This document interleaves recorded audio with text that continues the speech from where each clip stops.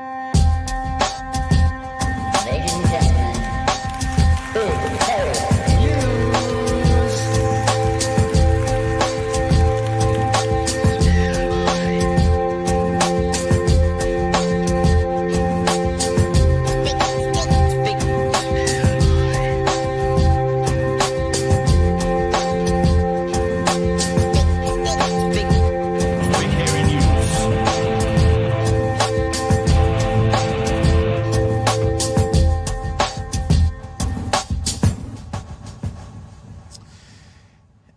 Hey, kia ora koutou e te whānau. Welcome back to another edition of Big Hero News. Kia ora, Chewy.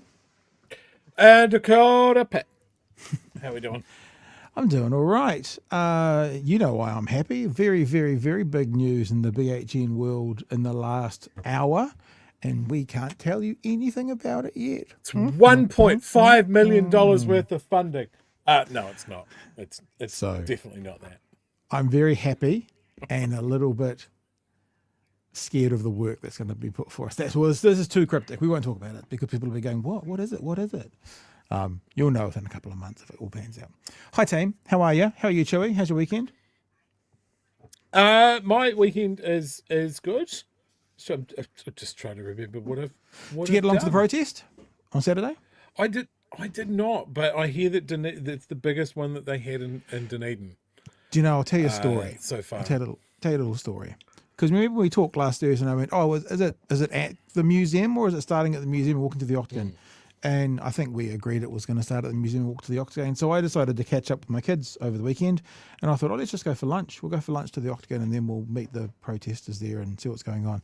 So I went to lunch. It was probably, 11:45, 12 o'clock. And there was a group there setting up a humongous Ukrainian flag. And I'm like, oh, cool. Yep, we've got the right spot. Because I was still kind of thinking, there doesn't look to be many people around, even though it's an hour out. Maybe we're not. Maybe. Okay, it'll be fine. Saw the Ukrainian flag going up. So, this is the place. They're coming. Go and have lunch at Vault 21 and was just chilling out. Looked at my clock, realised it was 20 to 1, looked across to the Octagon, literally no one there. And I'm like, okay, what's going on? Got to 1 o'clock, no one there. And I kind of went, I've made a mistake here. And it appears that they're doing it at the museum and I'm at the wrong part of town. And so then what happened is took the kids home, drove past the museum, and it was huge. Like it was massive. And had to drop one of my kids off to her mum's place. It's just up the hill. Probably would be gone for no more than 10, maybe 7-8 minutes to go up and come back down. And I drove up the one ways, dropped off kid, yada, yada, yada, came back down to the one ways, coming back towards town, and I had another one of my kids with me, and we were going to stop and jump and go and have a look then. Nobody there. Like not a soul. Like it looked like people had been raptured. Like, as you know, at the end of a concert, people kind of mill around and they talk and they hang out. So we drove past at about 1:40, hundreds of people there. Drove back at like 1:47, no one there. And I was like, what? But it was really weird. It just looked like people had gone poof, and disappeared. I was assuming maybe they were walking towards the Octagon, but then that would have been the Octagon at 2. So I don't know. I was really, really, really confused. So I missed it, but not for lack of trying to be there. But I tried to be there twice actually, and missed it both times. So next week. So yeah, did they actually? Do you know? Did they walk to the Octagon? I believe so. Okay, so they would have been off on George. They would have been off on George Street, and that's why there was no one left. So that's what I kind of figured. But it was too late for me then.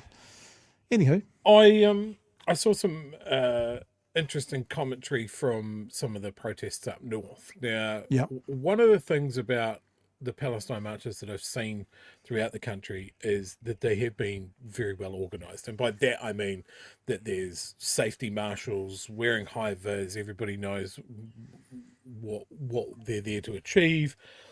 They're managing their own traffic, which surprised me the first time, because I really thought that you needed like the police there to do that. But apparently the police have been perfectly happy for protest organisers to do that themselves. They follow the rules. that sort of thing. When I was at the one up in Christchurch a few weeks ago, which was massive and went right around the CBD, the police weren't there at all. And here in Dunedin, we've seen some police just basically do a drive-by and keep tabs on it. Just standing around. There was a couple there. We saw a couple there as we were driving past, but like a couple, like 2 or 3, sort of standing well away, just being there. Where that is changing is obviously part of the protest about what Israel is doing in Gaza is the BDS movement, the divesting and boycotting and, this little thing. Yeah. So the protests are now more highlighting the businesses that do business with Israel, products from Israel, all of that sort of thing, and they're highlighting it. So the one in Christchurch I saw was that they went after one of the supermarkets and said, "Hey, look, you stock these products and you know where they come from, and in the case of SodaStream, they're made in the occupied territories. So we're going to stand outside your supermarket, make a hell of a lot of noise, and stick stickers to your windows because you should make better choices." At that point, the police turned up, and that seems to be repeated right throughout the country. Is they're fine with marching, but the moment you start sticking stickers onto a business's window or making noise or drawing attention to the products that business sells, the cops get involved. So I just found that interesting, that the actions that summon a police response in this case. I did a little bit of work on this last week because I've been looking to speak to some, ethical companies that sort of might be like-minded. They have the BDS here, right? They have who to avoid. But what I haven't found, and it may be there, right? I could have just missed it, is the reverse. Do we have like a list of companies that are like standing up for Palestinians? Because I actually want to find that, because I want to then approach those companies to talk to about maybe doing something. You know what I mean? So like we get the avoid these guys, and that's one way of doing a protest. Another way of doing a protest is not just avoiding companies, but driving money into companies that are doing the opposite. So I don't know if you know, Chewy, but if anyone out there knows of a list of that out there, I couldn't find it. I think that would be something that's very useful. And if it doesn't exist, maybe we can start to identify some businesses to get behind, and we can, push them out through our channels or something. Well, I can see the number one on the list there is a pretty easy replacement. There's a New Zealand company called O Bubbles. They do the SodaStream cylinders. There are a range of New Zealand places that make the syrups and stuff, so you don't have to buy the SodaStream ones. So yeah, that's the number one. Now the SodaStream, the reason the SodaStream's at the top of the list is their factory is actually in the occupied territories in the West Bank. Didn't they? Is this the company that moved it there? One of the companies moved into the area to make a point. Yes. Yeah. Was that them? That is SodaStream. And they sort of go, "Oh, this product is made by Palestinians and Israelis working together." And it's just like, yeah, but on stolen land. What the fuck? So yeah, I mean, when I worked that out, like I got a SodaStream machine many years ago, cheap through a former employer. So I haven't invested lots of money in it, but yeah, it's one of those things. There's no ongoing costs that I'm going to give to SodaStream because of this. Yeah. I mean, lots of us have been involved with SodaStream. I mean, in the 80s when they first came out, it was a very cool thing that my parents got when I was a very little lad. I think, as I said, I would like to find companies to also drive money towards, rather than just have companies to keep money from. I think that would be a useful way of, I do tend to vote with my feet in general. Like if I get bad service or if something is poor in a business, I'm not a complainer, but I won't return. And the other is also true. If I get good business or I feel connected to a company, I will go back to them.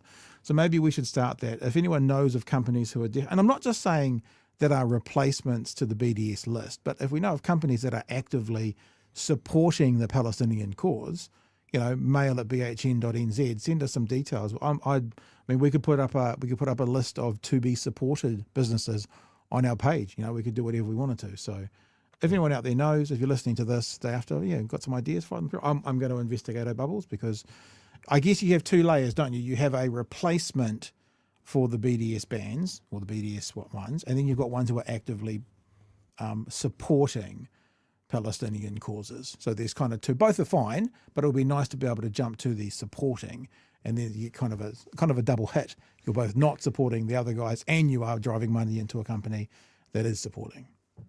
Yeah. And the other thing, just to tack on the end there, is it is impossible to be perfect on this. Yeah. Like the network of companies that have some sort of ties to Israel is enormous. You want to get Domino's, KFC, McDonald's, all of that. No, sorry, they did something. Microsoft, Dell and HP, Disney Plus, AXA, Amazon, Chemist Warehouse, BP and Caltex. It's a big fucking list. But it's just being a little bit conscious and maybe picking a couple or finding something that has a replacement and going, well, because of this, I'm going to look somewhere else, because everything counts. It is a little bit like when, those right-wing conservative people yell at you because you're talking about, child labour laws that you're using an iPhone. But it's like sometimes there's these things within the world that's very hard to get past. And it's almost like, I kind of almost feel like if you're doing that, it's a bit like buying a carbon credit. You can fly on the plane, but if you buy a carbon credit to offset it, even though, yes, you're flying on the plane, you're doing something. I think if you're using the products, because you've got no choice, maybe you work in a bar that serves Coca-Cola, so you actually have no choice. You have to be involved with it. I don't know, maybe there's something you can do, a donation somewhere else, or some way you can acknowledge the other side of it to give it your quote-unquote carbon credit equivalent. I don't know. Or maybe you own a restaurant and there's a contract with Coca-Cola for the next 3 years and you can't really get out of it because you've got a contract. There's ways, there's other things we can do to both acknowledge that and still put something in place to say we are supporting the other part of this economy. And look, this comes hand in hand with the protests themselves. Like I was having a conversation with someone that was just like, I've been to a lot of the protests and I find it really difficult mentally because I don't feel like in their heart that it's going to change. And they just, it just settled on them quite heavily, but they were just like, so that just means I have to do something else. And it was, I'm going to sit down on Saturday and fire off emails to Luxon, Peters and co and just say, we need to do more. It's advocating for these people, Yes. So yes. I guess that's a big part of what we do here as well, is that we just highlight as much as we can what we can do. Yeah. Speaking of supporting businesses, slick. Huge thanks to all of our patrons. We'll get to a few new patrons shortly, but if you are a patron, you might have seen this over, was it this morning? Maybe early hours of this morning. If I was doing a Slim Shady song, I might be saying, guess who's back in town? Red BHN is back. Tell a friend, guess who's back, guess who's back, guess who's back. So I worked it out today. I don't think we've sold any of the OG, and I'm wearing one of them, the OG. Technically we call them OB, the original Beardy, BHN gear in 2025. And for a long time, people have been asking for them. And basically, we had a skill shortage between myself and my wife as to how to actually cut the vinyl. You guys know about all of that. We got around it now. We did some of those wicked pink ones last couple of weeks. Sold really well, but people have been asking for this. Every week, I would have had something. Can we get? And I eventually got so sick of it. No, I'm just kidding. That we've brought it back. So right now on the BHN store, the OG Chewy. The OG is there. Nice. Black with red, white with red. We do go up to 5XL and 7XL in the BHN hoodies. If you order one of those two sizes, they will take a few extra days to get to you because we don't carry those in stock. they are ordered in. Then, but I mean, like a couple of extra days, nothing dramatic. And this is where we all started. This is the OG. This is the original, and it's back in stock. And if you're interested in it, there they are. All the new merch is there as well. I have spent a bit of time over the last wee while sort of paring stuff back. So at the moment, Chewy, you'll be proud to know you can only buy orange Chewy Fufus. It's the best one. Just selling them in orange. I think you can only... It's search and rescue safe. It's, it's good. The rust for the Pat and Chewy BHN, it's the only one. I know there's a black male there, but I think I've taken it off. Not sure why it's still there. And so this is kind of our more regular sort of a store that's going to be there. There'll be things that come and go.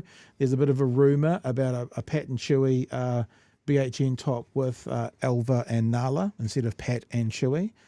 So that's on the way, and lots of other little ideas along the way. So if you've been sitting there waiting for the OG, and I know many of you have, the red ones, they're in store right now. bhnshop.nz. Thank you for people who have become patrons. It's the patrons who help us plan for the future. It's the patrons who we can look to and go, great, at least we know we've got that much there to plan for, say, Waitangi Day next year. We have this amount that we go, we can put all of that towards Waitangi Day. Whether there's any sponsors who come on board, whether there's any merch that gets sold and put towards anything else. We know that the patrons are the ones who give us the security to actually plan as we go forward. So in saying that, I want to welcome some new patrons to the whānau. Josh, Jenny Cooling, Spiral, Monolith, and Noel, who have become patrons in the last couple of weeks. We didn't do this last week because I was away Monday, Tuesday. Also to Robin Kappa, who in the last couple of weeks has upped his membership, as has Wrath of Fox. So all you guys and girls are amazing. You help us. You help us run the show. I said this once before, and I do mean it. It's not me being greasy, but it's like, if I've seen further, it's only because I'm standing on the shoulders of giants. I do feel like the patrons for all of us, you guys who aren't patrons, more power to you. But for all of us, we get to stand on the patrons' shoulders, because if it wasn't for them, we wouldn't have the capacity to keep doing this. There'd be lots of little things that we would have to fund ourselves, that we can't fund ourselves, so it wouldn't be happening. So thank you. And everyone who's not a patron, thanks you as well if you are a patron, because we're all aware that you guys are the ones who are kind of the fuel to enable us to keep this going. There we go, Chewy. That's my pitch. Is there anything else you'd like to add to that?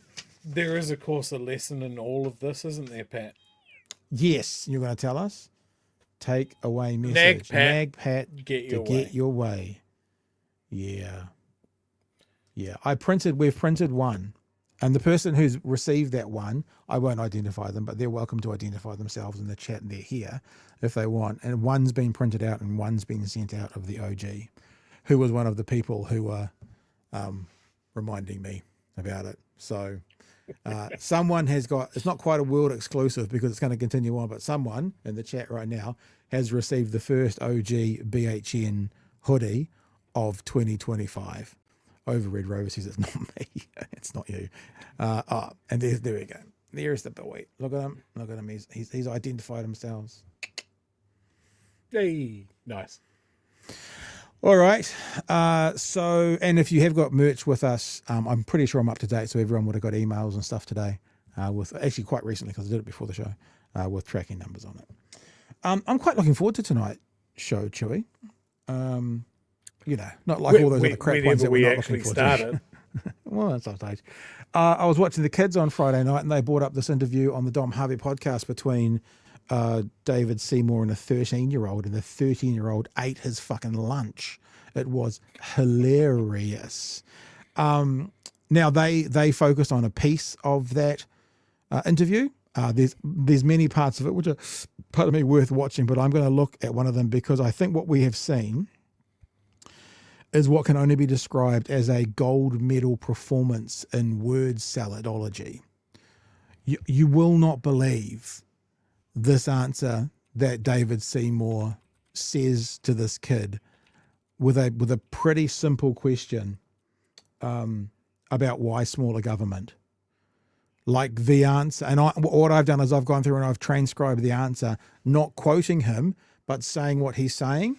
It's like a word jumble. You know those things you'd shake them up and have to find the words inside them. It is shocking. It sounds like he's got a head injury. It's so bad. It's really, really bad. I want to talk about Christopher Luxon today. Actually, Luxon features a fair bit today because New Zealand Herald had a really good exclusive today. They got, I don't know whether it was leaked or it was OIO. That was never officially said, but they got a document which was a survey of senior police officers saying that, I should get the quote, shouldn't I? That the new recruits are barely equipped when it comes to policing. So senior officers seeing these new recruits going, they are barely equipped to do the things they need to do in policing. They're numbers. They're the leftovers that Australia doesn't want. But that's the question. So the question is, the obvious question is this the government pushing through, if you've got a pulse you're in, just to get their numbers up, or is it something more? Now, we've got a story from New Zealand Herald. I'm really surprised this wasn't one of the lead stories on One News tonight, although One News's lead story was, we've got the World Cup. It's like, yeah, whatever. Their lead 6 minutes was an advert for them for the World Cup. But it's a really big story. It's a really interesting story that the senior experienced police officers are saying these young people, they are not ready to be police officers when they are out on the street. So we'll have a look at that, and we'll have a look at Luxon's response to that as well.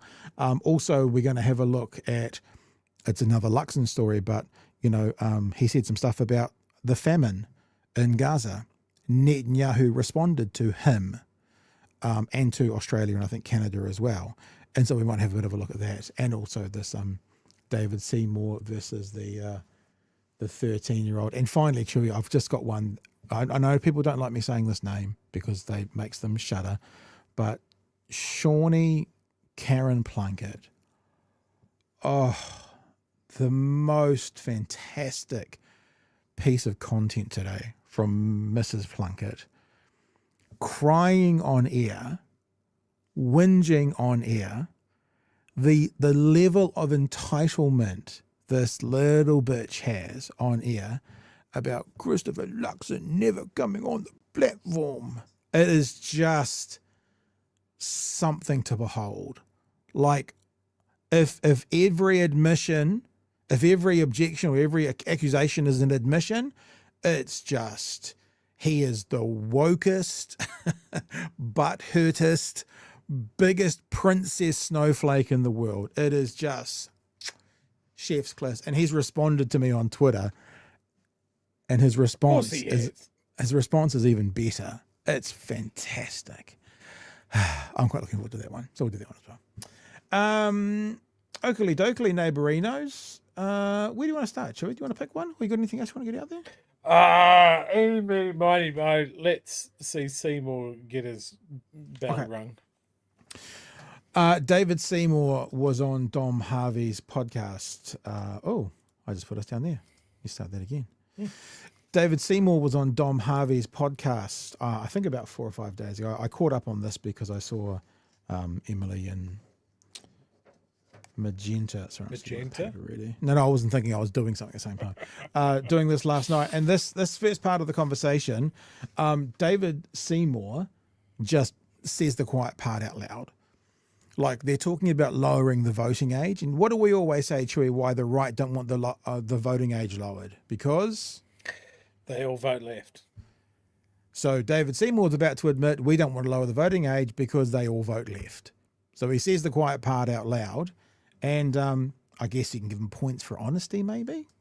And also, the way I look at it, the people who are mostly pushing for the voting age to be lowered are people that want higher taxes and more government spending, because while your point is absolutely correct, you can pay tax from 14 and there should be no taxation without representation. I agree with that. But well, then you should lower the voting age. I mean, like, if you agree with that, that's the point. Is the point that the young fella just said, 14-year-olds, 16-year-olds working. If you agree with that, you should lower the voting age. That you kind of answered it. Got that even at 16. I believe that having another 100,000 people who vote but mostly don't work and mostly don't pay tax will mean that we get bigger government over time. And so some people will say that's an unfair argument, but that's one of the arguments I make for it staying at 18. Okay, well, if you're talking about having a bigger government, from the research I've done, one of ACT's main policies is having a smaller government. Could you give me your reasoning behind having a government of less size? Right. I need to get you guys ready for this now, because I'm going to let David Seymour answer, and then I'm going to repeat to you what he has said. I paraphrase it. Why is it, you know what we've always said here? It's not about big government. It's not about small government. It's about better government. I'm sure there's some departments and some areas of government you can reduce the size of, and there's waste. But I guarantee you there's always also some parts of government that need more cash, that need more people, that need to grow. Nurses might be an example. Teachers might be an example. Government employees. So it's a ludicrous talking point from the right. They always do. We'll go into that in a minute, in a second. But Chewy, that's the first part of it, which is I'm talking about. We can't lower the voting age because too many lefties will vote. Want to talk to that at all? Whenever this comes up, I always come back. He goes, most of them don't work and most of them don't pay tax. So that seems to be his yardstick for the fact that they shouldn't vote. But there's a lot in that age group that do work and do pay tax. Like, obviously not in this economy, but traditionally. And isn't that one of the big libertarian things of no taxation without representation? Like, I love this. Whenever there's a libertarian sort of point of view, ACT's not doing it. They pretend to be libertarian. Sometimes they put a libertarian light piece of legislation through, but when you look at it, they're just a reactionary right-wing party. Not libertarian at all. Could one also argue, therefore, Chewy, people who are, say, above 80, they may also not work and not really pay tax either. Oh, there we go. So the same argument. I mean, this is always that argument of if someone who's 17 years old and 350 days is considered not mature enough or not developed enough or not, old enough to vote, then surely you could argue that there's something like that could be said at the other end as well. So yeah, if the argument is not working or not paying tax, obviously he's wrong, because everyone in the country pays tax. If you buy a can of, I nearly said Coke, that would have got me in trouble. Buy a can of Pepsi from the dairy, you're paying tax. Everyone pays tax. But what he's saying is probably don't pay PAYE. Then again, neither do many retired people either.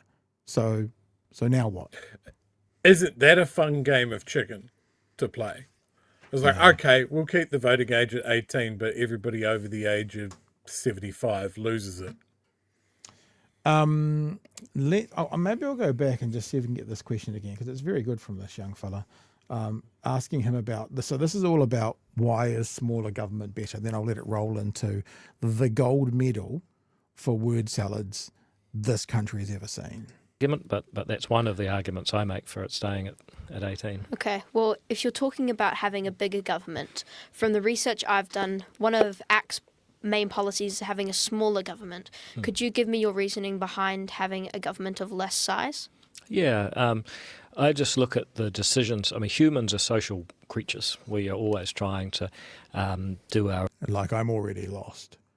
Talking about smaller government starts with humans as social beings. But I'll try not to interrupt, and then I'll read you out what he actually says. I'll paraphrase it for you. Own thing, but we inevitably come back to wanting to do stuff with other people. Then the question is, well, how do you organise people to cooperate?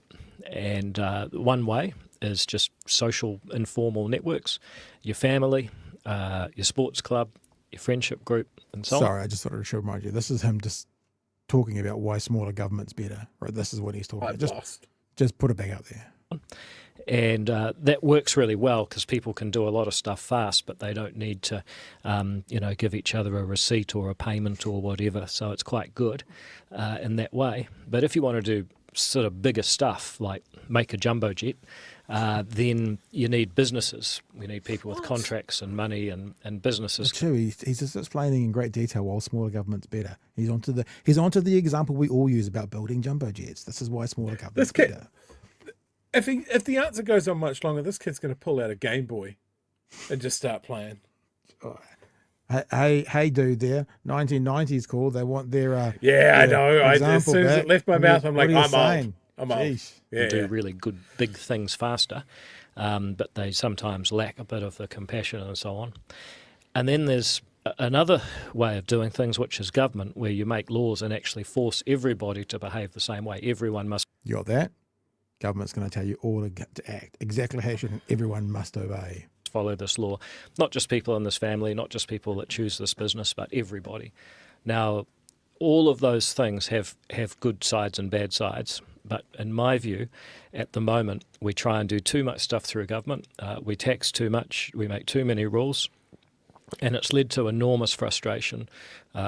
People have basically been told for the last 80 years, you give me all of your money, or about a third to half your money in tax.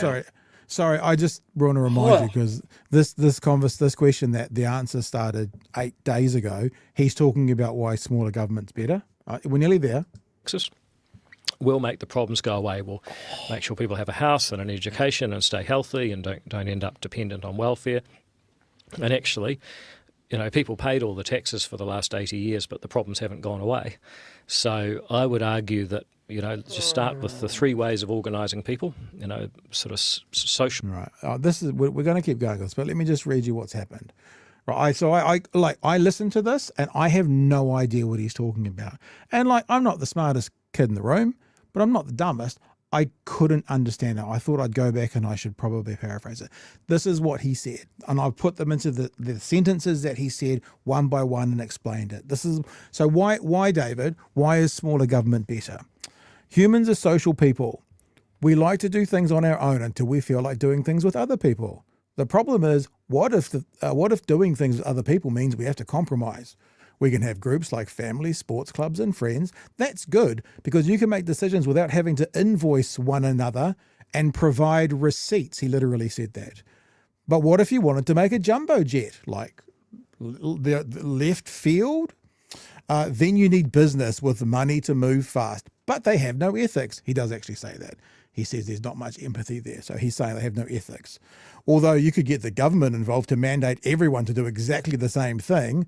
All that is good, but government bad because too much tax, too many rules. That's the answer. That's what he said in his answer to why is smaller government better. And then my last line goes, and then it goes off the rails. The last 9 lines weren't just off the rails. There is more of this to play, which I'm going to get to. But Chewy, would you like to? I don't know how you can speak to it because nothing's actually been said. But this is probably part of the problem. We need that clip, I think, from Billy Madison from the debates. There's nowhere in your rambling, incoherent answer were you even close to a point. You awarded no points, and may God have mercy on us all. I'm also you forgot part of that. You forgot part of that. He says everyone in this room is dumber for what just happened. Oh, so yes, that's an important part as well. But hey, shout out to these mics that Dom Harvey has. They are definitely picking up every wet swallow sound that Seymour is making when he realizes that he hasn't answered a single part of the question. This is what I mean when I say nominally Act likes to say they're a libertarian party. He can't put into words for this kid why small government is good and big government is bad. And this is the thing. It's if you can't articulate something that you hold close, then how can you expect anybody to understand it? Do you know why he can't articulate it? Because it's bullshit. because it's bullshit. It's a talking point with nothing to back it up. The example that's easiest to use often is when that BP oil rig in the Gulf of Mexico went down. That's when they found out there was one inspector to do all the rigs in the Gulf. I suspect if they had more inspectors, bigger government, that would have been less likely to happen. Like there are examples right throughout history about why we have the sort of regulations that we have, why government stepped in to go, hey, you know what, maybe we should come up with a set of rules that if you're operating a business, this is what you need to do. You can't just discharge stuff into the river that flows through town, or you can't build a rickety 15-story wooden building that'll collapse if the wind blows the wrong way. There's a really good example from America, just a cool piece of history. Have you heard of the Great Molasses Flood? No, I have not. So this happened in Boston in 1919. A company that made molasses had this huge vat that they'd made to store the molasses while it cooled, and it broke. And it sent a flood of thousands and thousands of gallons of hot molasses right down the main street of this place. It killed like 20 people. And at that point, straight afterwards, you see government coming in and going, right, well, we've got to make sure that this doesn't happen again. And this is where a lot of the rules come about, is something bad happens and the government comes in and says, well, we can't let that happen again, can we? And it seems to me that the point that David Seymour is meandering through the desert to try and get to is that government comes up with regulations just because that's what government does. There is a reason for this. And look, there's an argument to say sometimes government oversteps. There's not a single fucking organisation on this planet that doesn't have a tendency to overstep. But when you've got people trying to solve problems before they happen, before you have 21 people fucking die in an unexpected flood of golden syrup, that's a good thing as well. You know, locally here in Dunedin, there's a developer that was having a cry because the council won't let him build social housing because he's a good guy. He's building low-cost housing. Isn't that what everybody wants? Problem is, he's trying to build it on lead-contaminated ground. And the council's made him scrape all the topsoil off and replace it before he builds on it, because we know that lead makes you sick and it congenitally damages children. And we're like, man, maybe you shouldn't put low cost housing on that. And so what does he do? He runs to the press. And this would be held up by David Seymour as a council making it hard for someone just trying to make the world good again by building on contaminated land. I've got this written down for about another 90 seconds. I can't actually remember what the last little bit it was, but let's play it out to see if the young fella nails him again, because he's a pretty good little interviewer. Family, civil society, business and government. And I would argue... That's right, he's talking how we organise each other now, apparently. This is the rules from above. That government does too much, people are very frustrated with it, and we should try and put the pendulum back the other way. But aren't you a bit worried that people will be unrepresented? I mean, 120 people... He's a smart kid. They get to sit in Parliament out of 5 million people is a small fraction as it is. But if you have a smaller government, aren't you a little concerned that some people won't get represented at all? Well, I would be, but just to be clear what I'm talking about, when I talk about a smaller government, I don't mean a smaller parliament. I think it is important to have a House of Representatives of parliamentarians. But that's quite different from the ministers, the Prime Minister, the Minister. Yeah, but like Ministry for Pacific People, gone. Lesser representation. Ministry for Women, gone. So even though I think the young fellow was actually asking about MPs, the point that David's making is not the answer, because them making government smaller, and he specifically said too many ministers, Minister for Women, for Pacific Affairs, for whatever it is, getting rid of those will lessen representation within the broader government. Sorry, Chewy. I think the takeaway there is David wants to reassure people that his job will be safe. Yeah. Well, I'm not saying certainly not in the next like 3 to 9 years. We shouldn't get rid of any MPs, which is maybe we should get a few. Maybe we should just pay them some more. This is always the thing with these guys when they talk about small government. The bits of government that they want to make small or disappear altogether are the parts of government that the public interact with. Yeah. You know, Or like the parts that oppose them. Like, for example, we couldn't have those young voters. They'll be all lefties. So the parts that oppose them, the parts that don't vote for them, Ministry for Women, David Seymour, or like you say, yeah, same thing. Yeah, and you get into a point like last week I was talking about how quick it took me to get my passport. Well, what if they decide to cut that department and suddenly everybody's waiting 3 months for a passport? Or, you know, because our parliament isn't truly representative, you get basically a majority of men deciding, as you said, whether the Ministry for Women is important or not. Yeah.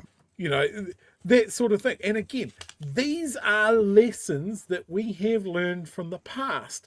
And a lot of the time, these are things that have actively been fought for and agitated for. Again, Ministry of Pacifica, you know, Māori Affairs, Ministry for Women, all of those things, they've all been fought for.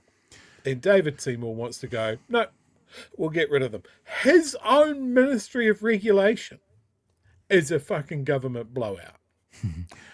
And also just remember the other thing they oppose, like I was saying, is things that they don't, that speak against them, which is exactly why you're seeing this government want to have a referendum on Māori wards, but not on rural wards. Because, you know, they vote for us in the rural wards. They have to have representation. So this is where you can see the horse shit. This has got about 40 seconds. Let's just get to the end of it to see if there's any other pearls of wisdom from this French-Canadian goon. In the government departments. That's the government. And one way I always think about it is if you go to the US, you can walk along the National Mall. Great example. And they've got the White House, and then they've got the Congress, and then you've got all the soldiers in between at the moment. The military checkpoints. Yeah, military checkpoints and that. Did you see South Park from last week? They did a very good thing on what's happening in DC at the moment. We've got the Supreme Court, and the government and the Parliament, if you like, are separate, and so are the courts. Here, we've got one Parliament, and the government, the Prime Minister and his ministers, sit amongst the parliamentarians. So it sort of seems like it's all the same thing, but it's not. And so I'm talking about, you know, a smaller bureaucracy. I'm talking about less government spending. I'm talking about less rules and regulations. But I still think that, you know, the people should have representatives to speak for them in the Parliament, and the same number as we have now, which is what you're saying, which I think you're right. Okay, so there you go. That is the end. That kid's turned 18 while that answer was being given. He's gone through 3 or 4 birthdays. I was just thinking, he started asking questions like this, and he finished the interview speaking like this. I just wonder if we should start working on an award show for the end of the year, because I would put that answer forward as the worst political answer of 2025 by a country mile. The jumbo jet thing. If you want to build a jumbo jet, it's just nonsense. But I mean, like, yeah, I think Dom Harvey has got some interesting political views. Don't really see a line with him, but you know, that was pretty cool that he got the kid on to have a go at David Seymour. Yeah, and a smart kid obviously wants to ask, you know, from kid point of view, smart questions, and they were good. Yeah, I don't like Dom Harvey personally. I think he's a creep, but putting that aside, this was a good idea. What I found interesting, just from a humanity point of view, you know, when you talk to a child. You know, Pat, you've raised children. You know, I sometimes interact with children, and it's kind of like, how do you speak to them? And you could dumb down what you're saying. You could step it down to a child's level and maybe run the risk of being a little bit patronizing or whatever. Or you could just treat them as an adult and give them a clear, concise answer. Or you can go this brave, untrodden third direction that David Seymour has turned out here. And he's gone, I can see it. He's gone, this kid doesn't know fucking anything. So I'm going to have to explain everything to get to my point, which I'm not going to do. I'm never going to make it there. I'm just going to swallow really hard at the microphone that's pointed at my neck because I just want to gross people out. Yeah. Oh. The swallowing was kind of weird, eh? Let's get to some text because Peter has also brought up he's raised your molasses flood, and he's raised you with the triangle shirtwaist factory fire, which I've brought up there as well. Yeah, fires, unsurprisingly, feature really highly in workplace and building safety regulations and that sort of thing. Look, we can look here. Like the leaky homes debacle came out of National's last attempt to reduce red tape and regulations around building. You know, Cave Creek, more regulations and that sort of thing to make sure our tourist infrastructure is safer, that we don't kill a whole bunch of people. You know, I always worry when these guys go, oh, smaller government, less red tape. It's like, okay, cool. So we have minimal protections. We have the absolute bare minimum of people running around and expecting and signing off on things. And quite rightly, we have a council that is risk adverse. I don't want my council to be risk takers. That is insane. Yeah, like, oh yeah, boring. like we approved this subdivision on a waterlogged hill next to a motorway because we need more houses. And who wants to be held up with red tape? Oh, whoops. The motorway has caused the entire hillside and all the houses on it to slide down in a landslide. And we ended up with the Earthquake Commission because of it. You know, maybe we don't need that anymore. It's insane. Like, the man doesn't know his history. He knows his ideology. He knows he wants to cut. He knows he wants to concentrate power and influence in the hands of less and less people with less and less oversight and less pushback. But he can't articulate how that is good for the people. Yeah. Kiwi Bird says Seymour can't cook, but he can sure make a word salad. Also, the majority of disabled people don't work or pay tax. Should their right to vote be removed? Exactly the point.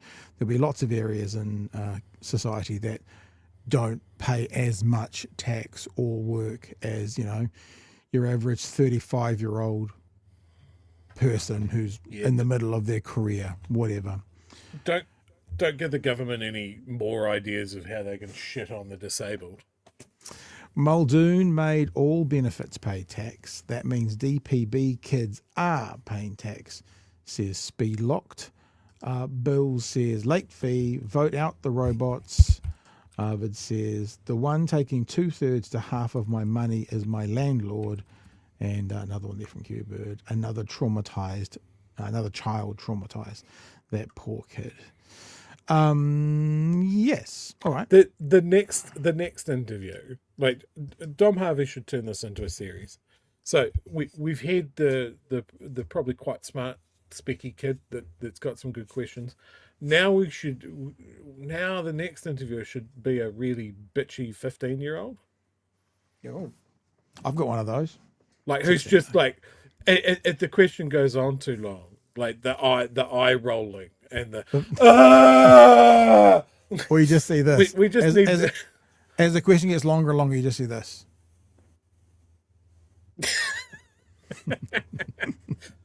Did you get out your Game Boy? Is that what that is? No, it was my Amstrad. Okay, let's have a look at this, because this is actually, I'm surprised that there wasn't more made of this in the national news. NZ Herald did some really good work today and got a really good exclusive, and it's kind of terrifying. The new recruits, senior police officers are saying that new recruits are barely equipped to be able to do the basics of policing. Let's have a listen. Superintendent Sam Keats is just 6 weeks into a new role as Director of the Royal New Zealand Police College. And already he's eyeing changes to the training regime, following a critical internal survey of recruits. Do you know it only takes 16 weeks to become a police officer? Now it's 20, but it was only 16. Think about the people in our community who we trust. You know, like people in community who we not value, but trust with a serious job. This would be one of the more serious jobs, guns in the backs of the cars and that kind of stuff. 16 weeks, now 20. Just think about that. Remember they had that whole conversation around, how can you compare a social worker to an air controller? And I'm like, yeah, because social workers have to train 2 to 3 times as long. So you're right. They should actually be respected a lot more than air traffic controllers. And it kind of feels like, even now it's been stretched to 20. 20 weeks doesn't feel very long to give someone the ability to pull you over, put you in handcuffs, put you in the back of the car, make those decisions. And I guess what we're finding out now is senior police officers are saying, they may not be saying it's not long enough, but they're certainly saying it's not working well enough because they're not ready. Anything before I hit play there, Chewy? No, roll on. Competency, a survey obtained exclusively by the Herald. What they've told us, it's important that we now think very pragmatically about our response and how we improve training going forwards. 230 senior police gave feedback about how well-equipped new cops were for frontline duties after they'd finished training here. The results were hardly a glowing endorsement. 55% felt new officers were barely or not at all well equipped with knowledge of policies to make an arrest or lay charges. So they do pull you over. Like, in fairness, they will be with a new recruit would be with a more experienced officer, but still, that new recruit has all the powers of the senior officer. Like, if they're out and about by themselves for whatever reason, 55%. And 230 is a pretty big sample size of senior police officers were barely or not at all well equipped with knowledge of policies, and I think that, a little bit of grace, but to make arrests or lay charges. So they don't understand what the policies are, what the way to make an arrest or the way to lay charges. 83% say new officers were barely or More not than well. 80%. Not at all equipped to deal with file preparation, which sounds boring, but it's probably one of the more important parts boring, of but a police it's a big officer. part of the job.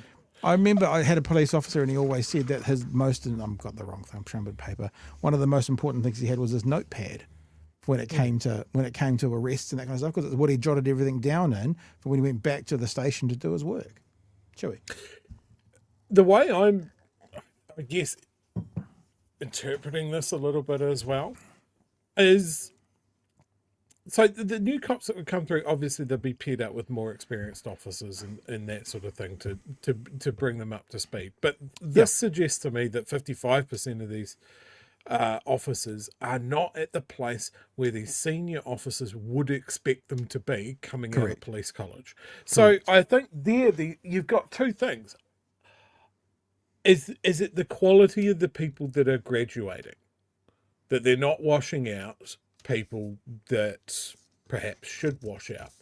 Or is it a case of the training at the police college is suddenly not up to standard either? Or is it a combination? I think that's weird. I think the point that you're making is fair, and we should stick with it, that you're not expecting a new recruit, new police officer to be the same as a 10-year veteran. It's the same as teachers, right? It's day one, term one, your new job as a teacher. You're not going to be as skilled and as qualified as a senior teacher who's been there 20 years. However, as you say, what I hear them saying is, compared to normal recruits and where they're at, half of these guys aren't even there. I mean, the word barely or not at all well equipped. Right, not at all doesn't mean that they'll learn it as they go. They're fine for where they're at. It basically means nothing. Not at all is nothing. They have they're not at all equipped. There's not one part of them was equipped to be able to do this. So yeah, I think I agree with you. I think what they're saying is, as compared to where they should be when they leave college. And what this means is, as well, like if that's where their level of knowledge is, they're not safe. Like they're not, it's not good safety for them. It's not good safety for us, the public, if they're that shoddy around it. But it also means that if they are making arrests and cases are going to court, the chances of that just being thrown out and them not achieving the thing that they need to achieve, that becomes much higher. And then the workload on those senior officers is increased. Because they're like, holy shit, I can't let this guy out of my sight. Yeah. You know, it's a load transferal, a workload transferal. So yeah, I think this is damning. Yeah. And like if people are there, if you're that senior officer and you're going, oh fucking hell, my workload has gone up. I'm babysitting all of these guys that are just nowhere near ready for this job, and I'm just getting these emails from New South Wales and Victoria saying I can double my money. Why would you stick around? Yeah. No, but that's a very good point. This is a disaster. Yeah. No, it's a very good point though. That I mean, like you didn't say it as bluntly as I said. What if they're ineptitude, or they're barely or not at all well equipped with knowledge of policies for an arrest, ended up hindering an arrest that should have happened, and so those people who are now going to a court case and being thrown out because procedure wasn't followed.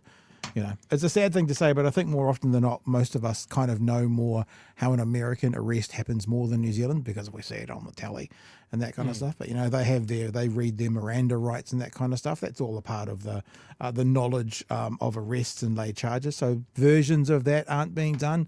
If they're not well enough equipped, does that then let some of the people committing the crimes out of what they're doing? Anyway, let's keep going because it's got a few minutes to go. Felt the same about the abilities of new staff when it came to file preparation. That's work like taking witness statements and preparing court files. Training also fell short when it came to knowledge of police intelligence systems, rules for holding people in custody, and the use of police radios. 55% of senior police did not think that those coming out of the police college had knowledge of the policies to make an arrest or lay charges. That's a problem, isn't it? Look, they've pointed out a number of areas that we need to pick up and improve on as we go forwards. What they've shown us and what we've seen in other evaluations, we'll be pulling together and looking at where is our best investment in terms of enhancing and improving training. Their feedback is really, really valuable because they're on the front line with the probationary constable. So does their feedback result in actual change here at the college to improve? Yes, so we've got a review team underway at the moment who'll be looking to put in place some improvements to our current curriculum early next year, and we'll be doing some longer term work. Have you had concerns relayed to you? Yeah, certainly many of our members question at times the practical nature of the training and how well it serves recruits once they graduate. The police. So that says they do lots of practical and not so much of the academic, not so much of the, this is how you take a witness statement. I mean, that witness statement thing, again, then how that could make court cases fall over, you know, that's the bread and butter of being a police officer. I know we see and think about all the things like the sliding over the bonnet of the car and chasing someone down, but actually it's the witness statement to then get the conviction, to then nail the person that needs to be nailed, is far more important than that. And if that's where so in other words, they should have those skills more so than the ability to run someone down, in my opinion. I mean, I'm not saying that they shouldn't be able to run someone down as well, but if you had to pick one of them, the way you nail down a case and you put someone in front of a judge, and for both people who need to be in front of a judge, but then also it could be the opposite, those that don't, seems, in my opinion, ill-informed as it is, seems to be more important, Chewy.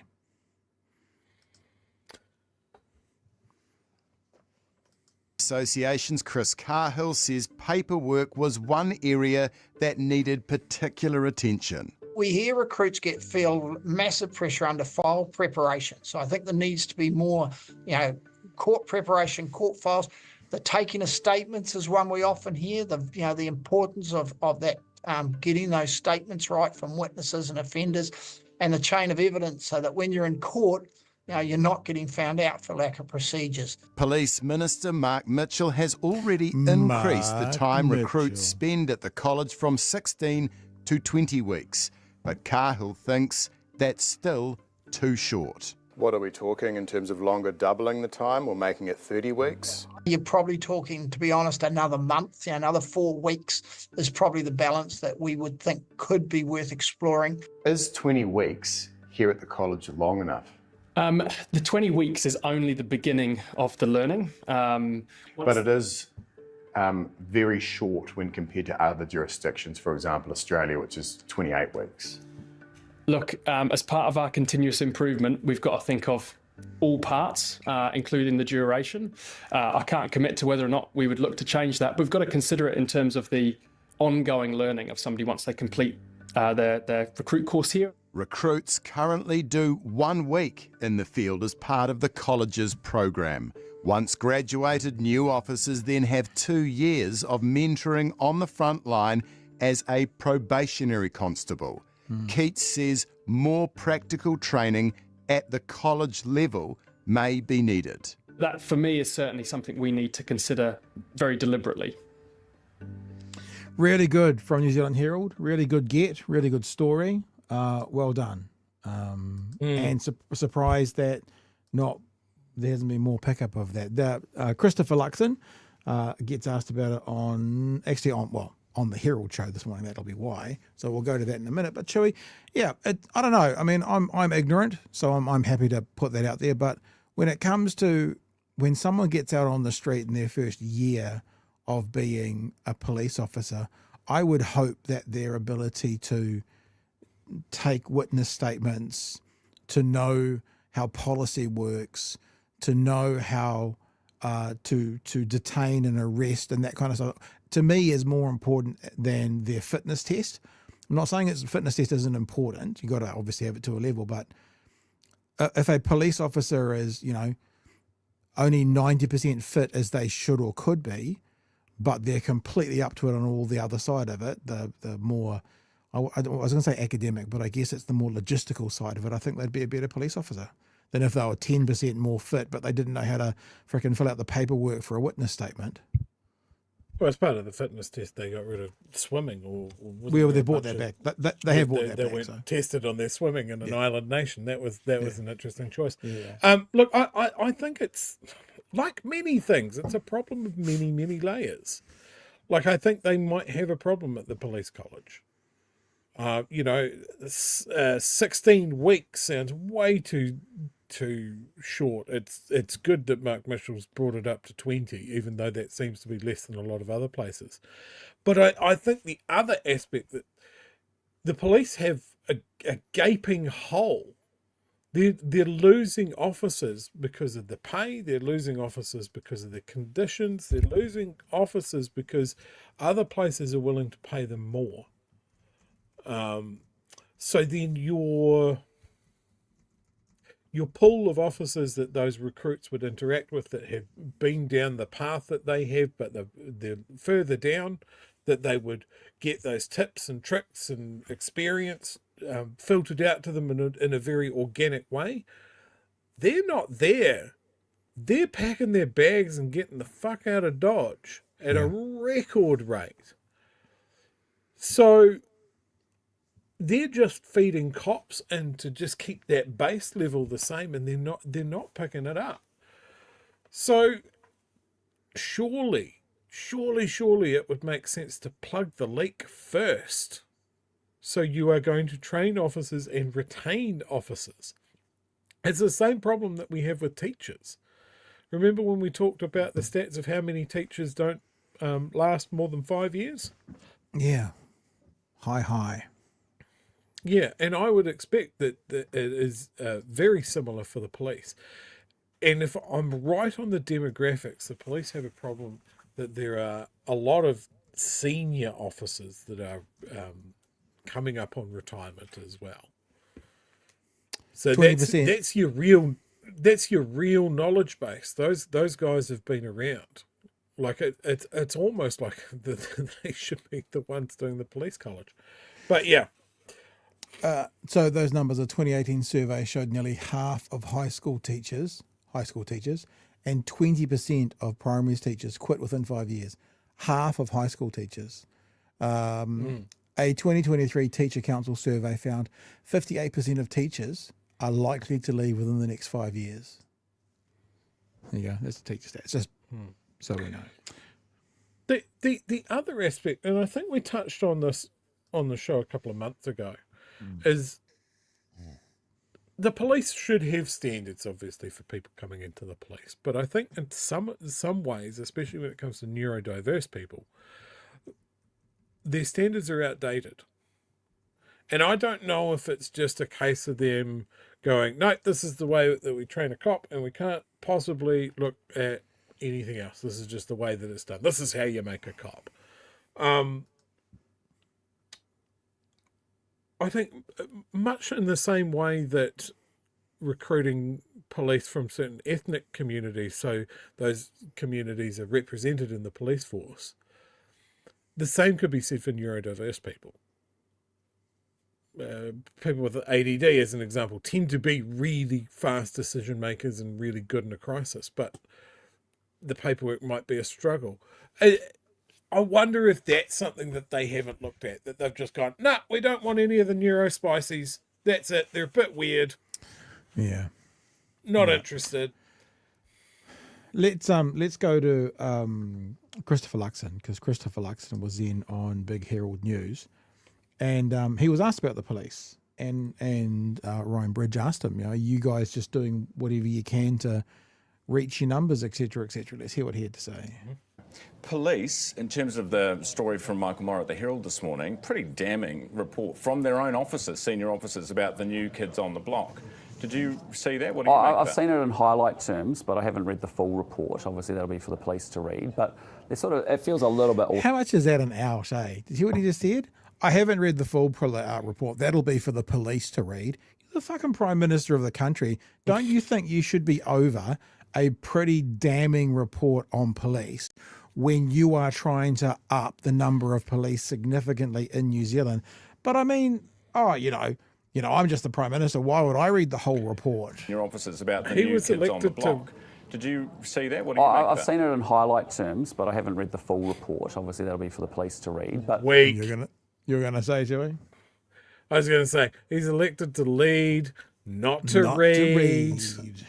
All right. But yeah, no, why would he be across that? The leader of the party of law and order. There's no need for him to read it. This is a beat-up question. Well, the other thing as well, we know Mark Mitchell can't read, so who's left to actually read it?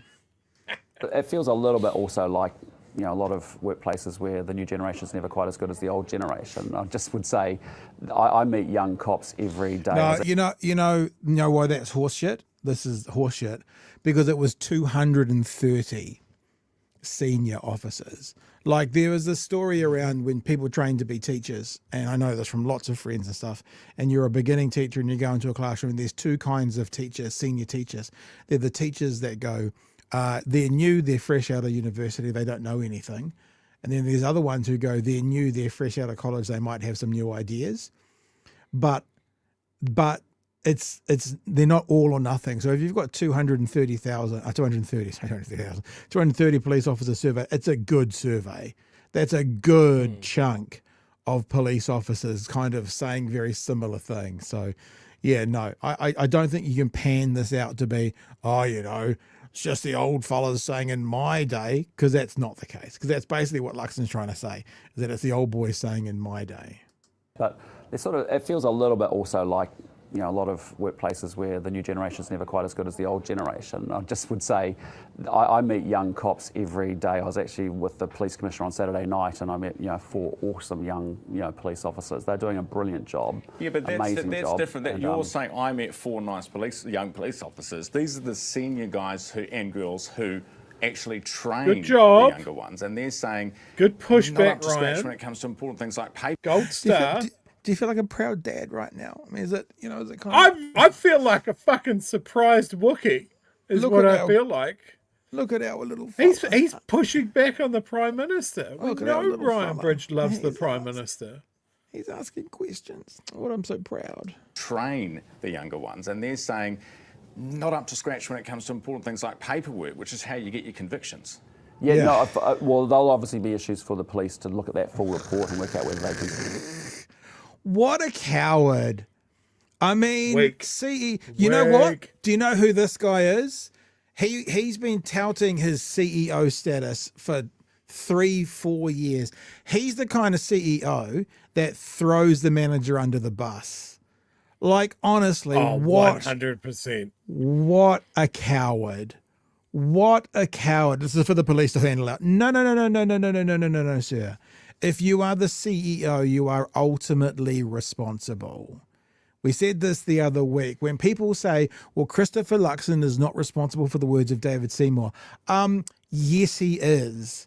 The CEO is the ultimate buck stopper. Stop shirking your responsibility. You wanted the big fucking office. You sold your soul for the big fucking office. And now you have to take the consequences. You don't get to go, well, they can read it. I don't need to. Yeah, you do. But Pat, he was out on Saturday night with the police commissioner and the top 4 recruits that the police commissioner could find. Like, that's the thing. Police commissioner's not going to bring along 4 of his most Gumby junior cops, is he? Yeah. He's the guy that had fucking 4 goes at the written exam. He's currently licking a window, but he's a constable now. Like, Yeah, you're not going to see those, are you, Luxon? Let's keep listening to him. Yeah, no, well, there'll obviously be issues for the police to look at that full report and work out whether they can strengthen and improve their training, get all that. All I'm saying is that we're doing everything we can. We put $225 million into recruitment. No, you're not. We've actually expanded the program from a 16-week training course and brought it back to... You're not doing everything you can until our police officers stop going to Australia for pay and conditions. You're not doing everything you can. You might be fair enough to say you're doing some things, but you're not doing everything you can. If you were doing everything you can, then police wouldn't be leaving to go to other options. You're not doing everything you can. Same can be said for teachers. Same can be said for nurses. $1 million into recruitment. We've actually expanded the program from a 16-week training course and brought it back to the 20 weeks in order to make sure there's more time to make sure the recruits are trained properly. We've said very clearly that we actually want to make sure the standard, we put swim tests back in place, done a number of other things as well. But you're not, because you're also trying to increase capacity because you want more cops because you've got to deal with New Zealand first. So you're not giving us half-baked cops for a target, are you? We've got no interest. We're happy to miss a target. We're not going to sacrifice quality of police. Mr. Luxon, we're happy to miss a target? Really? Mr. KPI? It's not about the frickin' targets, Pat. Oh, you're happy. This is someone who says, you know, my company, I'm happy for it to stay number 4. What a CEO are you? We've got no interest. We're happy to miss a target. We're not going to sacrifice quality of police officers and training. Have you told them that? We've been very clear about this months ago, which is to say, look, you know, it might take us a couple of months later than what we'd anticipated to get the 500 in place. But good cops better than just but we cops. want really well trained cops. It's really important. We want really well trained cops as well. It's really important, and we're not getting them under your leadership, Mr. Luxon. Right. Let's do some super chats and let's keep trucking because I think have we only done 2 stories? What have I only done 2 stories? Oh my gosh. And 20 minutes of preamble. Oh my gosh. 15mm history. I hate how New Zealand police have had positions discriminating neurodiverse Kiwis, and if we join lowers standards, I call bullshit. They are fucking up in without us. Okay. ACAP, all cops are trained poorly, says Magenta. Kathy says they used to take staff that were older with more life skills. They can't afford to be picky now. They're so desperate for numbers. Baba says, I'd rather my cops know how to do their fucking job, please and thank you. Another one here from 15mm history. UK value neurodiversity. Met worth talking to. MET, Met. And Brooke says, but Pat, Luxon is too busy to read the reports with, you know, all the portfolios he has. Yeah, I forgot about that, Brooke. I'm sorry. All right. Anything else you want to add to that, Chewy? Or should we just keep on trucking? No, let's roll on. Okay. Well, let's just stick with the Prime Minister because this isn't a big one, but this is a stand-up yesterday when the Prime Minister was asked about his comments around, this is the Prime Minister in his weekend mode. He's got a beard and he wears hats and stuff. He looks a bit different, I know. About his comments re Gaza, and that he labelled it a famine, and, you know, broken clock, all that kind of stuff. So this is at a stand up with whoever this homeless man is, talking about Gaza.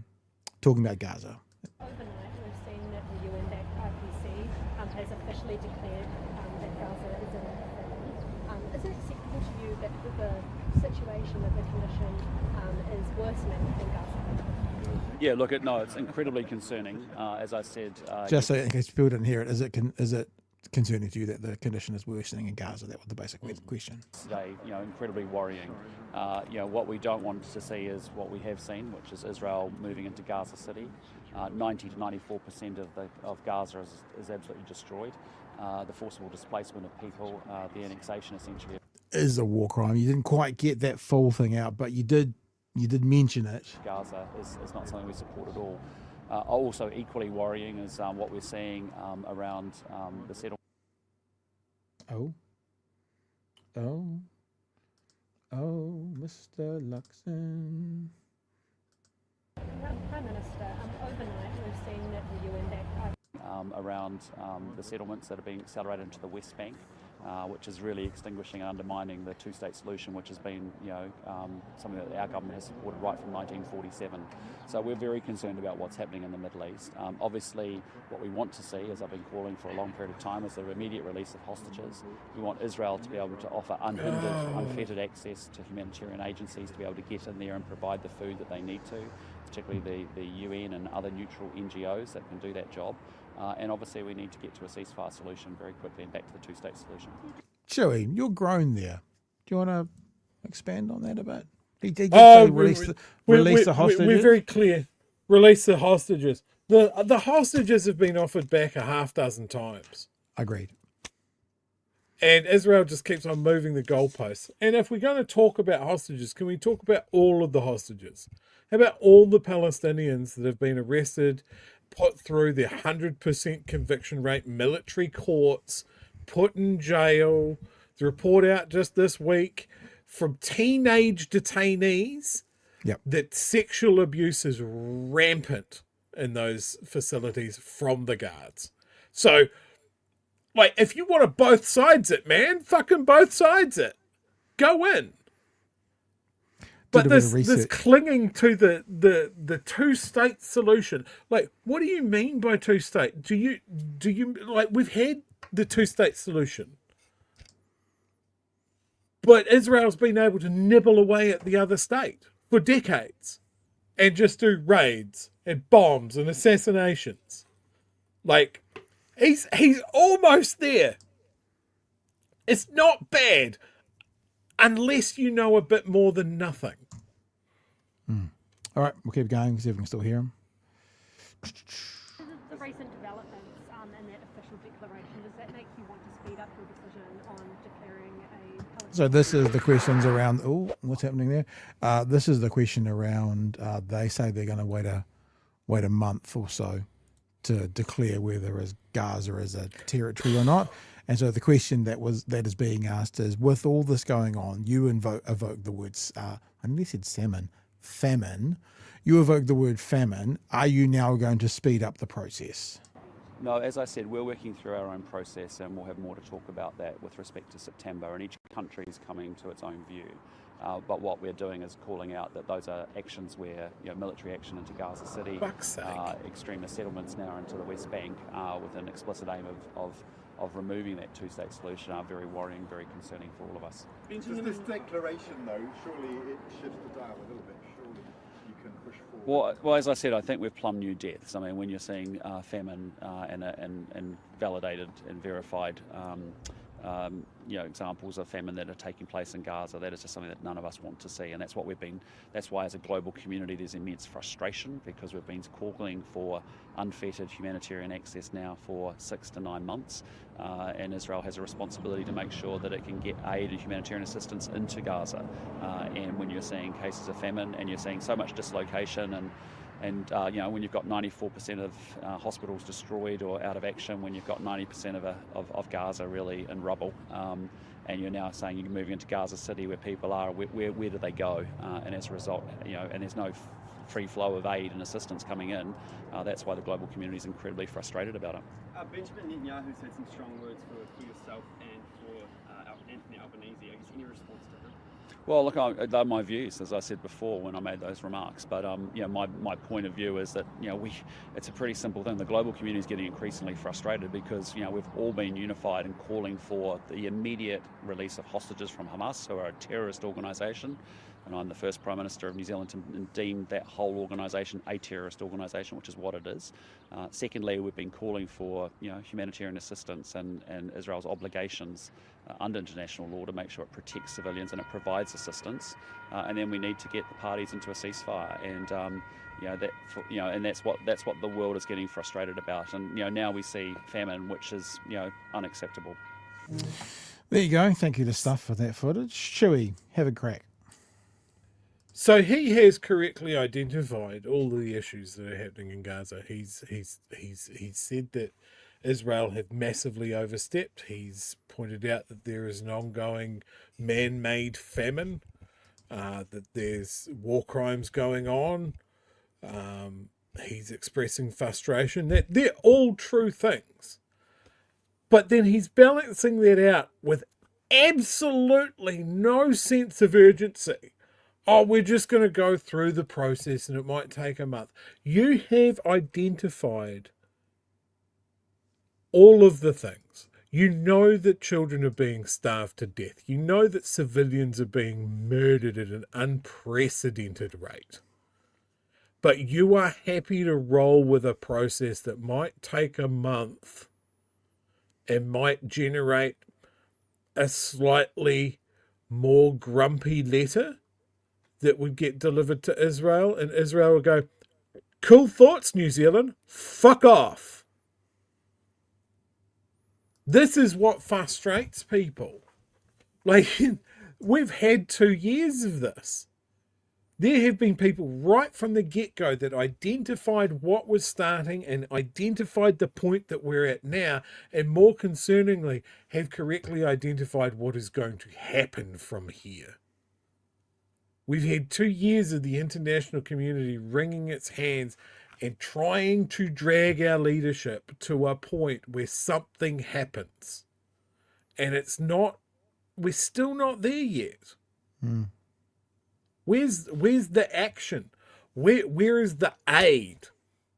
Like, that's the whole thing. You're still flubbing around talking points from over a year ago. Release the hostages. I condemn what Hamas did. They're a terrorist organisation. I'm the first Prime Minister to say so for some reason is important.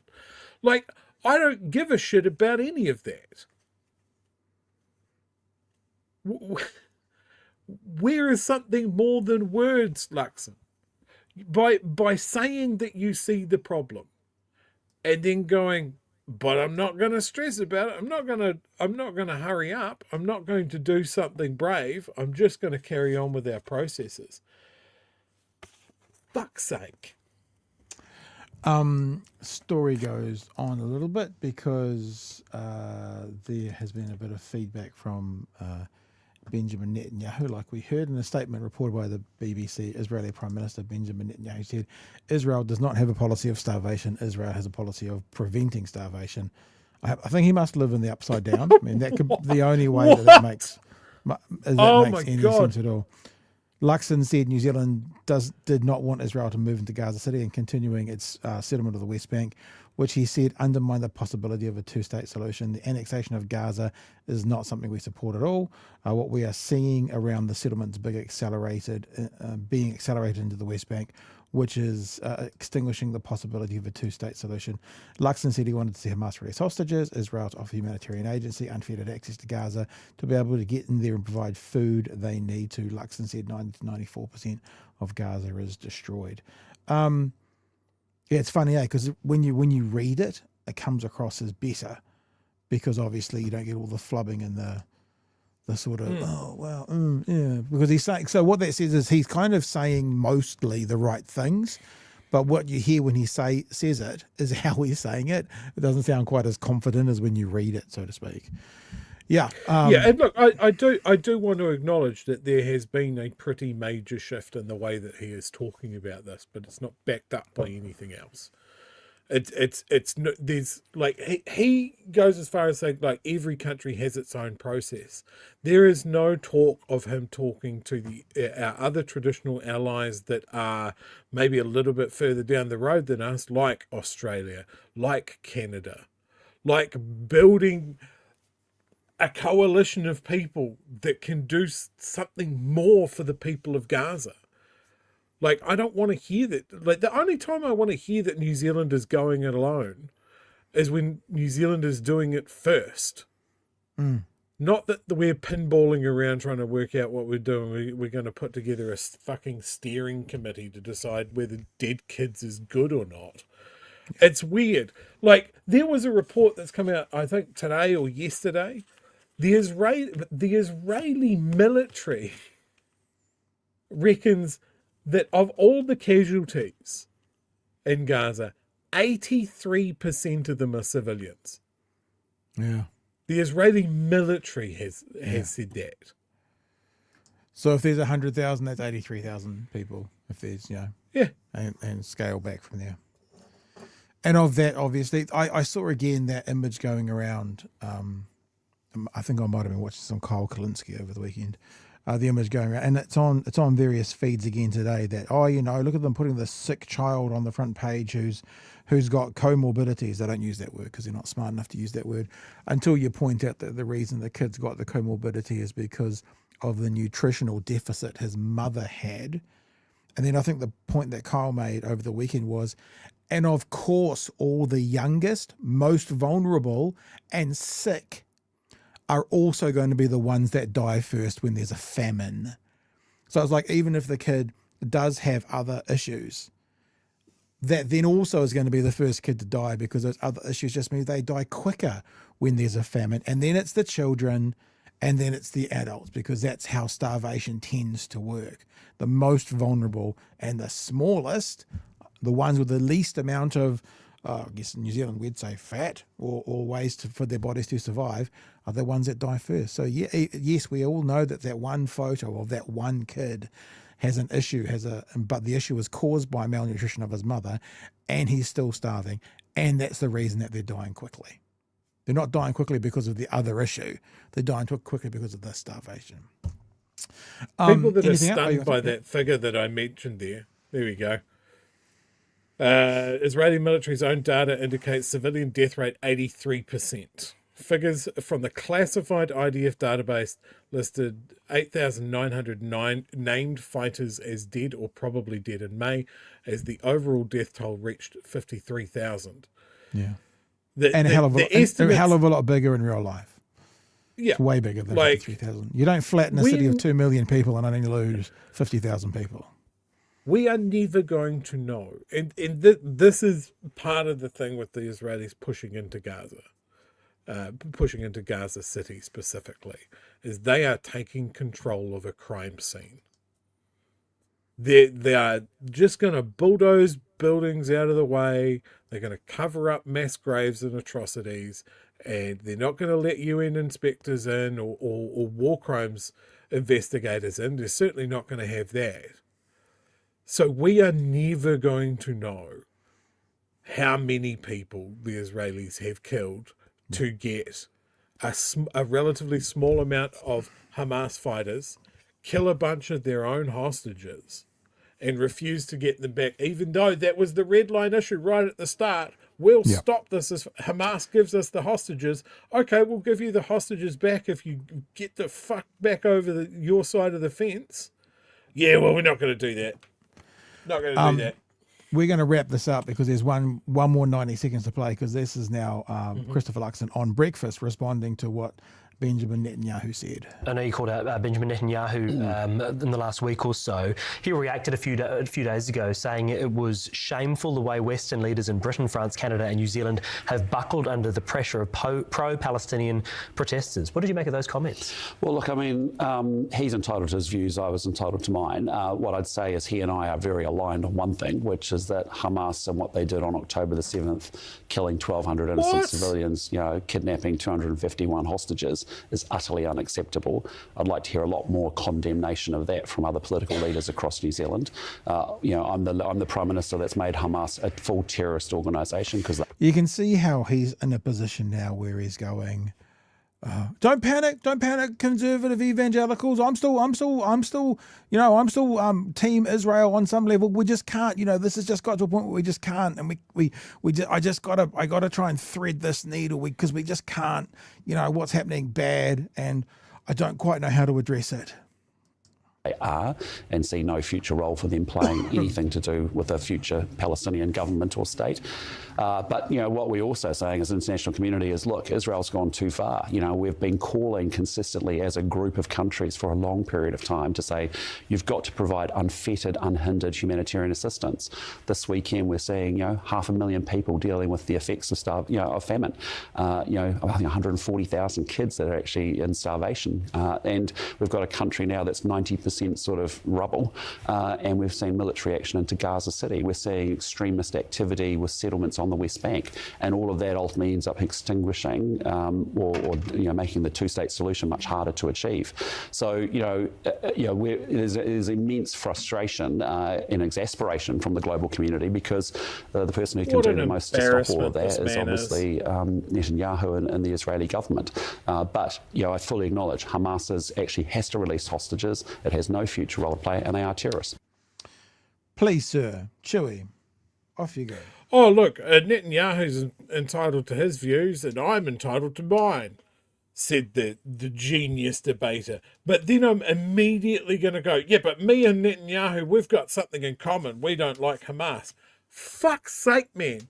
You're the most uninspiring person, let alone Prime Minister, that I've ever seen. Like, just pick a position. Be brave. Like, you could just ignore that, as you should. No one's asking you to tell us whether Hamas is good or bad. What everybody is focused on is the wholesale industrialized murder of civilians, and specifically the starvation of a population. Tens of thousands of children. That's someone that purports to be a Christian could put right at the fucking top of the thing. We don't think this is acceptable. We think that Israel knows exactly what it's doing, and we here in New Zealand don't like it. Netanyahu can go and kick rocks. And we're talking to our other allies who also don't think it's fair, and we're coming up with a plan. We've got some shiny new aircraft for our Air Force. We're going to force the issue on aid. I don't care how realistic that is. I want it to happen. Why is no government trying to run the blockade? I wonder as well, you were talking about him not being inspiring, and it's probably time to put his big boy pants on. That's what I hear. Which is strange, because he only kind of hires people. I've got big people doing big jobs and big portfolios. So maybe he needs to take a bit of advice from himself and become a big boy. Because, do a big diplomacy.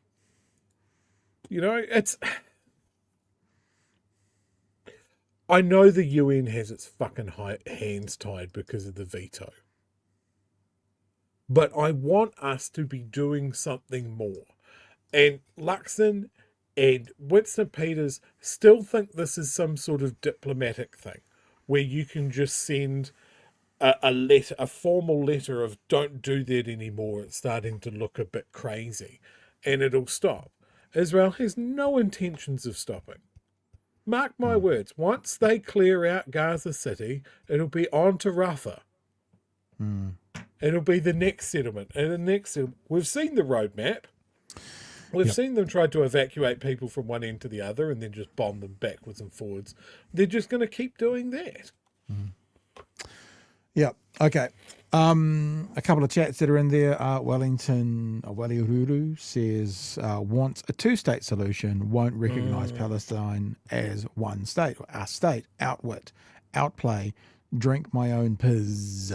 Yeah, that's such a, I mean, like, it's such a clear and obvious thing. When all the people who are calling for a two-state solution, it's like, so Israel, is Gaza a state? Well, you know, I don't know if we can go that far. Well, what are the fucking two states then? If Gaza is a state, which it is, like every country that's saying, oh, there should be a two-state solution, there is. They nominally have a government. I don't care whether, like, Hamas is not the government of Palestine. They're a regional authority for Gaza, the Gaza Strip and that sort of thing. But surely there should be some sort of diplomatic request from Palestine for aid. And at that point, someone, a country, a state actor, a military that wants to supply aid needs to force the issue. Israel says, no, you can't come in. And that state actor or military goes, it's got nothing to do with you. We're not bringing the aid to Israel. We're bringing the aid to the Palestinians. Force the issue. Like, if Israel wants to storm a flag-carrying navy ship of a proper country, then that would be a diplomatic incident. And they haven't gone that far yet. They've done it in the past, but they haven't done it yet. Arvid says, your evangelical PM, everyone. He wants this. Peter says, hi, IDF shitposters who'll be in the clip comments. GFY. Now, let's wrap up by me offering a retraction and an apology. Oh. I've made a mistake. And this is not a setup to a joke. I've made an error. I said that on the platform there was a certain thing broadcast today about Mr. Luxon, and that is not the case. I just went and had a look at the platform's page, and this clip is not there. And I went, no, they've never deleted anything in their life ever. And so then I realised quite quickly it was a clip from 1 year ago. So I don't know how that turned off my algorithm. But Chewy, I'm still going to play it, and I'll tell you why. Because this was a year ago. Had a big boy cry over Mr. Luxon not wanting to come on. And guess who hasn't been on in the past 12 months either? Mr. Luxon. Oh, yes. So he hadn't been on in the 12 months, and he still hasn't been on. And, so I was wrong, happily to admit that. Well, I don't know if ever happily to admit it, but I admit that. This is from a year ago, but because I've teased it, I'll play it. And then there's still a conversation to go, So he was whinging about him not coming on for the previous 18 months, 2 years, and he still hasn't been on. So I wonder how they're going now. I still think all those things about entitlement comes out. The way he basically says, you can now respond to my letter. All of those things are still there, but obviously I was wrong that this wasn't a thing today. This is a year ago. Let's do a review of the last 12 months of Bitchy McBitch Tits. To Christopher Luxon, Prime Minister, 9th floor of the Beehive, Wellington. Dear Prime Minister, I write to inquire about your decision to boycott the platform. You have not appeared on the platform since before the commencement of the 2023 election campaign. Despite personal assurances made to me soon after the election and numerous approaches by our production staff to your media team, you have yet to join any of our hosts for an on-air interview. Could you please explain this?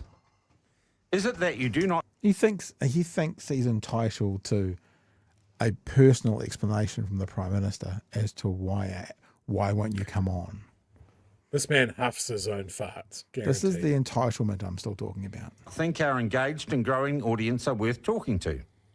Perhaps you have some personal issue with me or other hosts, or maybe you are concerned at being asked pertinent and probing questions by impartial hosts. I note you spend lots of time talking to music DJs and other media companies, even though a lot of them clearly do not like you. So this is the projection admission thing. This is the person, I know this is year old, but nothing's changed in his ethos. This is the person now playing identitarian politics. Because apparently they don't like him. That's identity politics. Why does that matter? Why is it even a part of it? Like, so you think that you should not talk to people who don't like you? Is that what you're saying? It doesn't make any sense. And constantly trying to make you look bad. Most of your cabinet seem more than happy to appear on the platform and keep our audience informed on the government's agenda and policy program. Labor MPs are also happy to engage in the robust debate necessary to the operation of a democracy. Don't think that's necessarily true. The Green Party do have a no-go policy in regards to the platform, as do Te Pāti Māori. So I can only presume that is the sort of company you want to keep. It is, of course, possible that some woke millennial members of your media team simply do not pass on our interview requests. If so, the publication of this letter should get round any attempt to keep you in the dark. So he sent a letter to get around the media staff that'll turn up to the 9th floor and get opened by the media staff. But that's what he thinks. Like I said, this is out of date, yada, yada, yada, but the entitlement is still there. You wait till you hear what the last demand is. Because at the very end, he doesn't ask him to come on the show. He asks him to explain himself. And I just thought that's like the cherry on the top. You're not even going, look, please come on, we want to talk to you. That would be great. He's like, now explain yourself to me. In my 40-year career, I have never encountered such a weird prohibition and clearly negative discrimination.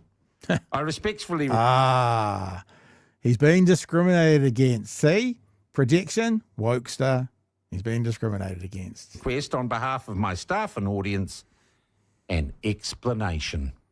Regards, Sean Plunket. So that was the last bit. He didn't ask him to come on, he just asked for an explanation. Negative discrimination. I respectfully request on behalf of my staff and audience an explanation. Regards, Sean Plunket, founding editor, CEO, morning host, The Platform. So what's his excuse? Well, he's off. He can think about that while he's off in America. No doubt he'll be doing crosses back to Morning Report and all the other wokester media who really actually hate his guts. Anyway, it's a bit embarrassing that was a year ago, but Chewy, the themes within that I think still stand the test of time with old Karen. The entitlement is still there, and Luxon hasn't been on in the past. I just scrolled through. I scrolled so far back that I actually got an Annie O'Brien piece being done on the platform. That's how far back I went. And yeah, hasn't been on still, but yeah, I got it wrong. Apologies, withdraw and apologise. However, the entitlement, how dare you not come on? That's all still a part of the platform to this day. Don't forget the platform is a linchpin of our democracy. That was probably my favourite bit. Have you written your letter to Luxon yet? Oh, I just text him. Will we just read that out tomorrow? I tell you what, and this is not necessarily for broadcasting yet, but I know all the numbers from the platform now, and it's not as good as they say. Why do I know all the numbers, Chewy? Got any ideas? Because his operation leaks like a sieve, because he's a horrible person to work with. No, because of our conversation last week when we were joking about advertising on them. I approached them and they sent me all their numbers. Oh, of course. Yes, that's right. We were going to sponsor a segment, which will be Sean Plunket dramatically reads a letter that he wrote, brought to you by BHN. And I have to tell you, after seeing their numbers, I can see why they're struggling financially. Their numbers are better than ours, right? But not a $2 million. Dumb people than smart people. Not a $2 million investment better than ours. Not 3 shows a day better than ours. It's just a real. I obviously haven't passed these on to you, Chewy. It's quite fascinating. Quite fascinating. So, Peter. Yeah, we talked about this because we talked about it as a joke, right? And I think that the reality is we've done the joke. We've got what we wanted to out of the joke version of it. And actually doing it, I don't think would add very much more. So I think we've got 90% of the joke anyway. So I think we're done. But I sent them and I said, well, let us know. And they sent me all their numbers. So there you go. All right. Anything you want to wrap with, Chewy? Anything you want to talk about or mention? No, nothing specific. Just Benjamin Netanyahu. I just want you to know, but you're not a good person. Everything I find out about you makes you seem worse. Do you think he's watching tonight? Man. Look, to be honest, he's that fragile. I wouldn't be surprised if we got a letter from Benjamin Netanyahu. He seems to be. The story I did see today. I think it's the Norwegian football team is donating all of its winnings from a tournament to the people of Gaza, and that of course has provoked a response from Israel and specifically Benjamin Netanyahu. So yeah, they're real sensitive to this. Like they'd much prefer that people would just carry on with ignoring their genocide, their ongoing genocide. So let's not do that. Fuck them. We've just had a super chat come in, so we'll wrap up by saying to Bill, one for the numbers. Okay. Thank you, Bill. I like Bill's. We will add it to our pile of numbers. Yeah, we've collected a 10 now. Well, I think we have to collect some other numbers to collect all the numbers. 20 and 23 and 37. That's a bingo. 59 and 104 and 650 and there are lots of numbers still to collect through the super chats, I think, as we go on. All right. Hey, thank you for the show tonight. Apologies again for my dumbass moment there for a second, but I'm normally more onto it than that. But I have obviously missed a beat tonight, so I apologize about that. Oh, there we go. We've got a 42 as well. 42, meaning of life. Very, very good. Oh gosh, everyone's giving us numbers right now. What else can we do? 1 million. Man, we got 1 million number. That's amazing. All right, team. Hey, little heads up as well. We've got the Greens coming back on Thursday night as well. Heard from them last week about some more ongoings. They're going to come back and say good day on the Thursday night. And lots going on. I think the by-election is next Friday week, I believe. Or probably the Saturday, the 5th or 6th, probably on the Saturday, not the Friday. Maybe we'll try and get Irene on and maybe try and get Penny on as well. I don't think we need to get them on together. We're not going to do that debatey type thing, but maybe next week we'll try and get them on. And lots happening in the background here in BHN at the moment. Lots of exciting things, like really exciting things. And it's going to be a fun run up until Christmas. Oh, shit, it's the 25th, bro. Christmas in, 4 months from today? Never Holy say that mackerel. to someone who works in retail. That's very bad. That's a cultural faux pas. So we've got like 16 weeks, 18 weeks left in the year, team, and it's going to be a freaking ride and a half. It's going to be a lot of fun as we prep into and then 2026 is going to be exponentially bigger and better and coming to a town near you. All right, I'm sorry. Chewy's ready for bed. I think that was the groan I just heard. So I should. No, just next year's going to be a lot. It's going to be a lot. It's going to be a lot. We're gonna be. It's going to be. Do you think this year's 60-hour weeks? Next year's going to be 100-hour weeks, bro. It's going to be a lot. It's going to be a lot. Good fun though. How rude. Help us settle a debate, whether it be thoughtful or funny, even if we're all creatures of hate. It's a fine line that we're walking together. For better, push aside the temptation to berate. Let's take a note of the corners we stand in. As many points as the hairs on my chinny chin chin. When the news that we're watching is hairy, knowing all the things that we need to be wary of. Like the rich have the hand out for rewards, while the many have to work at what they can't afford. And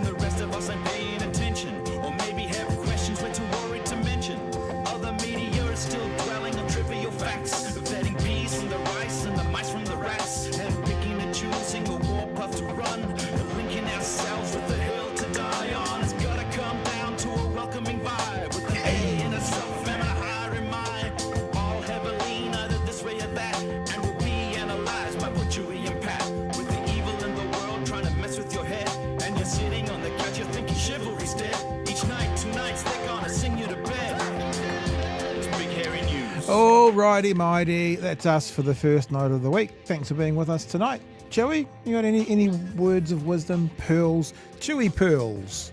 We could do a segment called Chewy's Pearls. Not really a pearl of wisdom, but I believe tomorrow they're taking the roof off my house. And I'll hopefully come home to a new roof there. I don't know how it works. I assume it involves a big tin opener. Very good. Chewy's pearl necklace. Is that right? I'm just trying to... No, that's wrong. Not that's that? very wrong. All Why would you bring that up? I don't know. Just memories from that weekend we went away. All right, team. We'll catch you tomorrow night for the next edition of Big Hairy News. Hooroo. Cheers, fam.